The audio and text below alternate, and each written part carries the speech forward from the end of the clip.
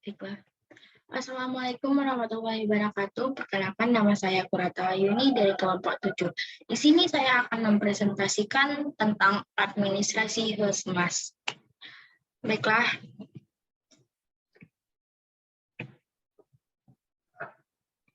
pengertian administrasi Husmas. Administrasi Husmas yaitu hubungan sekolah dengan masyarakat, merupakan seluruh proses kegiatan yang direncanakan, diusahakan, serta bersungguh-sungguh dalam pembinaan secara kontinu untuk mendapatkan simpati dari masyarakat, sehingga kegiatan operasional sekolah atau pendidikan semakin efektif dan efisien demi membantu tercapainya tujuan pendidikan yang telah ditetapkan. Terus juga definisi di atas mengandung beberapa elemen penting sebagai berikut. Yang pertama adanya kepentingan yang sama antar sekolah dengan masyarakat. Yang kedua, untuk memenuhi harapan masyarakat, yaitu masyarakat perlu berperan serta dalam pengembangan sekolah. Dan ketiga, untuk meningkatkan peran serta itu diperlukan kerjasama yang baik antara sekolah dengan masyarakat melalui komunikasi dua arah yang efisien. Selanjutnya ada prinsip dan teknik administrasi Husmas. Ada sekitar 6 prinsip administrasi Husmas, yaitu pertama ada integrity. Integrity itu prinsip yang mengandung makna bahwa sama kegiatan hubungan sekolah dengan masyarakat harus terpadu. Artinya informasi yang disampaikan harus keduanya harus terpadu baik mengenai masalah akademik maupun non-akademik. Dan hal ini sangat penting untuk meningkatkan penilaian kepercayaan antar keduanya. Yang kedua ada continuity, yaitu prinsip ini menjelaskan bahwa hubungan ini harus dilakukan secara terus-menerus. Hal ini dilakukan agar masyarakat mengetahui perkembangan sekolah tersebut. Yang ketiga ada simplicity, yaitu prinsip menghendaki agar dalam proses hubungan sekolah dan masyarakat ini dapat menyederhanakan berbagai informasi, yaitu kan simple yang disajikan kepada masyarakat dengan sesuai dengan kondisi yang karakteristik masyarakat minta. Yang keempat ada coverage, atau itu kegiatan pemberian informasi secara menyeluruh dan mencangkup semua aspek faktor atau substansi yang perlu disampaikan dan perlu diketahui masyarakat. Prinsip ini juga mengandung makna bahwa segala informasi hendaknya lengkap dan akurat. Yang kelima ada constructiveness, yaitu program hubungan sekolah dengan masyarakat yang hendaknya konstruktif dalam artinya sekolah memberikan informasi yang membangun pemahaman atau pengetahuan masyarakat terhadap program pengembangan sekolah tersebut. Dan terakhir yaitu adaptability, yang artinya program hubungan sekolah dengan masyarakat hendaknya disesuaikan dengan keadaan di dalam lingkungan program pengembangan sekolah. Selanjutnya ada teknik administrasi Husmas. Ada beberapa teknik administrasi Husmas itu ada 4 teknik. Yang pertama teknik tertulis, teknik lisan, teknik peragaan, dan teknik elektronik. Teknik lisan pertama teknik tertulis. Teknik tertulis ini hubungan antar sekolah dan masyarakat dapat dilakukan secara tertulis. Yaitu contohnya dapat digunakan melalui buku kecil pada permulaan tahun ajaran. Buku kecil pada permulaan tahun ajaran baru ini isinya dijelaskan tentang tata tertib, syarat-syarat masuk, hari-hari libur, hari-hari efektif, dan kemudian buku kecil ini dibagikan pada orang tua murid atau masyarakat. Hal ini biasanya dilaksanakan di taman kanak-kanak. Teknik tertulis ini biasanya dilaksanakan di taman kanak-kanak. Terus ada pamflet atau merupakan selebaran yang biasanya berisi tentang sejarah lembaga pendidikan tersebut, yaitu ada staf pengajarnya, fasilitas yang tersedia di sekolah tersebut, dan kegiatan belajarnya bagaimana. Pamflet ini selain dibagikan ke wali murid, juga disebarkan ke masyarakat umum. Selain itu, menumbuhkan pengertian masyarakat yang sekaligus untuk promosi lembaga pendidikan ini. Yang ketiga ada berita kegiatan murid. Berita ini dapat dibuat sederhana, mungkin pada selembaran kertas yang berisi informasi singkat tentang kegiatan-kegiatan yang dilakukan sekolah ini. Dan dengan membacanya, orang tua murid mengetahui apa yang terjadi di lembaga pendidikan tersebut, khususnya kegiatan yang dilakukan oleh murid selama berada di dalam pendidikan tersebut. Terus ada juga catatan berita gembira. Teknik ini sebenarnya mirip dengan berita kegiatan murid, tetapi keduanya hanya catatan gembira ini berisi tentang keberhasilan seseorang murid. Contohnya saja pada sekolah ini seorang murid berhasil meraih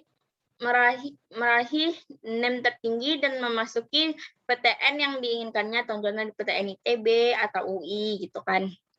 Terus ada juga buku kecil tentang cara membimbing anak dalam rangka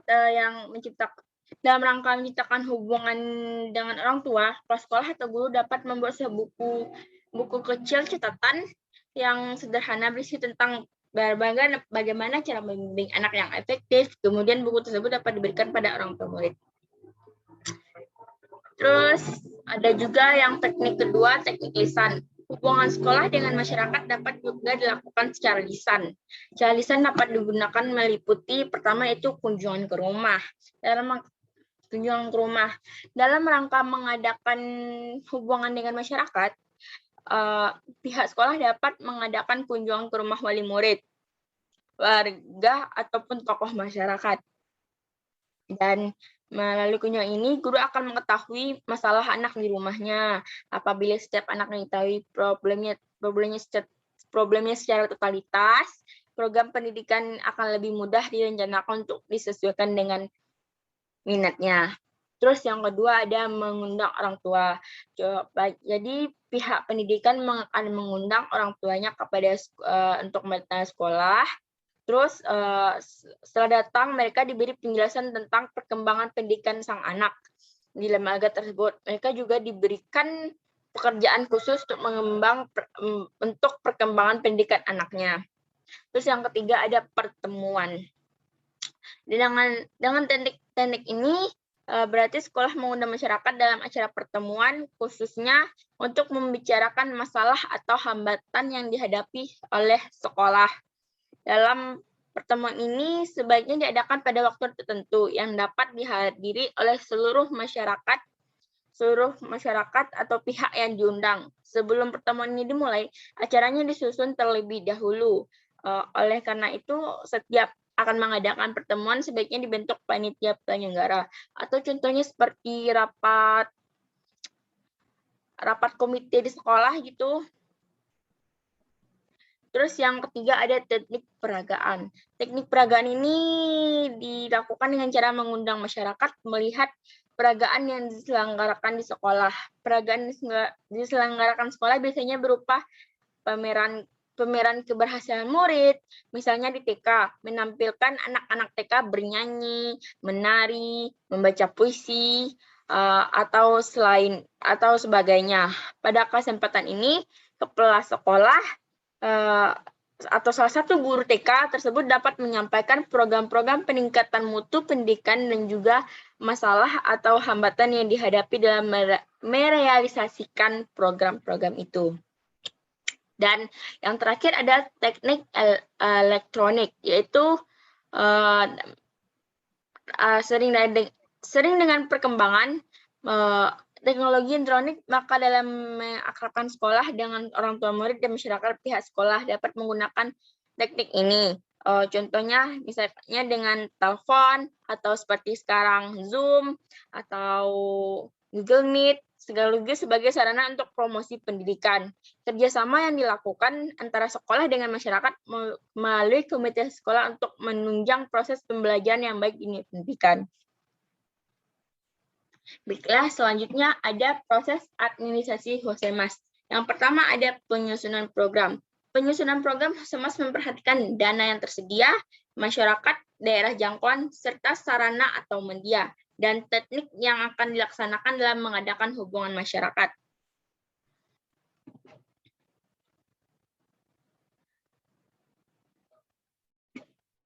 Jika perencanaan tidak memperhatikan hal-hal tersebut, dikhawatirkan kegiatan tersebut tidak dapat mencapai sasaran yang diinginkan.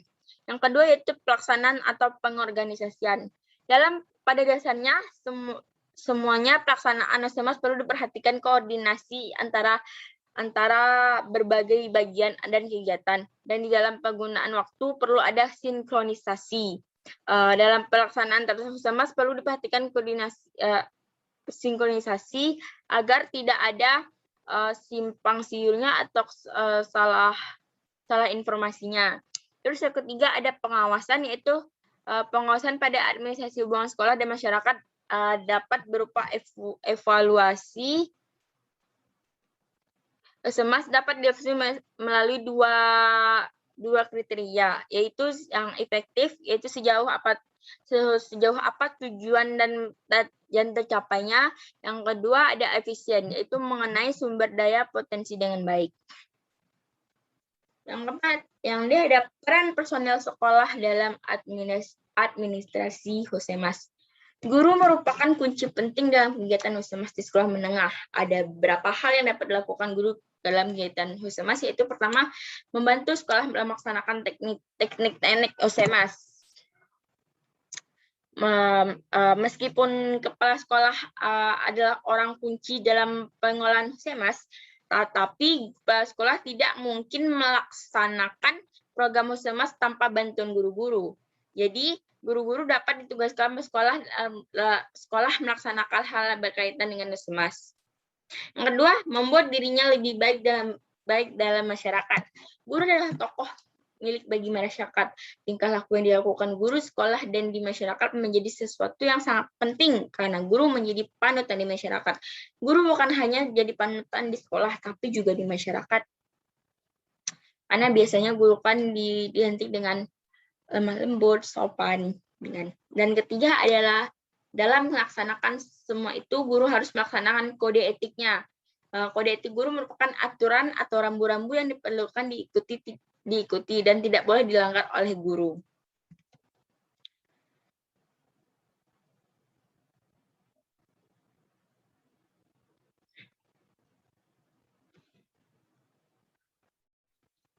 Baiklah, kesimpulan semuanya adalah hubungan sekolah dengan masyarakat merupakan jalan interaksi yang diupayakan oleh sekolah agar dapat diterima di tengah-tengah masyarakat untuk mendapat aspirasi, simpati dari masyarakat, dan mengupayakan terjadinya kerjasama yang baik antar sekolah dengan masyarakat untuk kebaikan bersama. Atau secara khusus bagi sekolah, penjalinan hubungan tersebut adalah untuk mensukseskan program-program sekolah yang bersangkutan sehingga sekolah tersebut bisa tetap eksis.